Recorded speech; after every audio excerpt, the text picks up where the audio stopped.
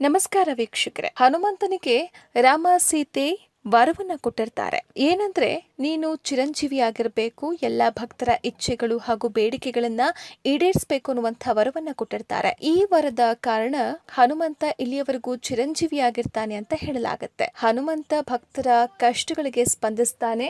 ಹನುಮಂತನ ಬಳಿ ಭಕ್ತರು ತಮ್ಮ ಕಷ್ಟಗಳನ್ನ ಹೇಳ್ಕೊಳ್ತಾರೆ. ಅವರ ಕಷ್ಟಗಳಿಗೆ ಹನುಮಂತನೂ ಕೂಡ ಒಲಿದು ಅವರ ಕಷ್ಟವನ್ನ ಆಲಿಸಿ ಅವರ ಸಮಸ್ಯೆಗಳಿಗೆ ಪರಿಹಾರವನ್ನ ನೀಡ್ತಾನೆ ಅನ್ನುವಂಥ ನಂಬಿಕೆ ಇದೆ. ಇದೇ ಕಾರಣದಿಂದಾಗಿ ಹನುಮಂತನ ಭಕ್ತರ ಸಂಖ್ಯೆ ಸಾಕಷ್ಟು ಪ್ರಮಾಣದಲ್ಲಿ ಹೆಚ್ಚಿದೆ. ಈ ವಿಡಿಯೋದಲ್ಲಿ 2 ಮಂತ್ರವನ್ನ ಹೇಳಿಕೊಡ್ಲಾಗತ್ತೆ. ಈ 2 ಮಂತ್ರವನ್ನ ಹೇಳೋದ್ರಿಂದ ನಿಮಗೆ ಸಾಕಷ್ಟು ಲಾಭಗಳು ದೊರೆಯುತ್ತೆ. ಮನೆಯಲ್ಲಿರುವಂತಹ ಹಲವಾರು ಸಮಸ್ಯೆಗಳು ಕೂಡ ಪರಿಹಾರವಾಗುತ್ತೆ. ಈ ಒಂದು ಮಂತ್ರ ಸಾಕಷ್ಟು ವಿಶೇಷವಾಗಿದ್ದು, ಆರೋಗ್ಯದ ಸಮಸ್ಯೆ, ಆರ್ಥಿಕ ಸಮಸ್ಯೆ ಏನಾದರೂ ಇದ್ರೆ ಈ ಮಂತ್ರವನ್ನ ಜಪಿಸೋದ್ರಿಂದ ಸಾಕಷ್ಟು ಲಾಭವನ್ನ ನೀವು ಪಡೆಯಬಹುದಾಗಿದೆ. ಆರೋಗ್ಯದ ಸಮಸ್ಯೆಗೆ ಉತ್ತಮವಾದಂತಹ ಮಂತ್ರ ಇದಾಗಿದೆ. ಈ ಮಂತ್ರದ ರೆಕಾರ್ಡಿಂಗ್ ನ ಪ್ಲೇ ಮಾಡಲಾಗತ್ತೆ, ಅದನ್ನ ಕೇಳಿ.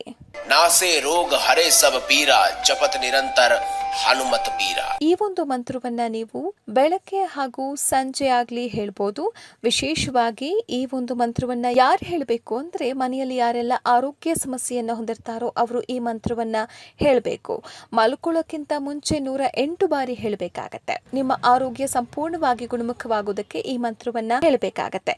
ಮತ್ತೊಂದು ಮಂತ್ರ ಹೇಗೆ ಹೇಳ್ಬೇಕು ಅನ್ನೋದನ್ನ ಈ ಒಂದು ರೆಕಾರ್ಡಿಂಗ್ ನಲ್ಲಿ ಹೇಳಲಾಗತ್ತೆ.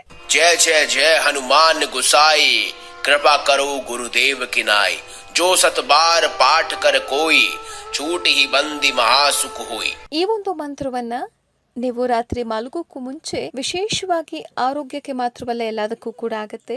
ಹಾಗೆ ಏನೇ ಕಷ್ಟ ಇದ್ರೂ ಕೂಡ ಈ ಒಂದು ಮಂತ್ರವನ್ನ ಜಪಿಸೋದ್ರಿಂದ ಸಾಕಷ್ಟು ಒಳ್ಳೆಯದಾಗತ್ತೆ ಅಂತ ಹೇಳ್ಬೋದು. ಹಾಗೆ ಸಾಕಷ್ಟು ಒಳ್ಳೆಯ ಲಾಭಗಳು ಕೂಡ ಇದರಿಂದ ಸಿಗಲಿದೆ. 108 ಬಾರಿ ಈ ಒಂದು ಮಂತ್ರವನ್ನ ಜಪಿಸೋದ್ರಿಂದ ಸಾಕಷ್ಟು ಶುಭ ಫಲಗಳನ್ನ ನೀವು ಪಡೆಯಬಹುದಾಗಿದೆ. ಈ ವಿಡಿಯೋ ನಿಮಗೆ ಇಷ್ಟವಾಗಿದ್ರೆ ಲೈಕ್ ಮಾಡಿ ಮತ್ತು ಶೇರ್ ಮಾಡಿ. ಧನ್ಯವಾದಗಳು.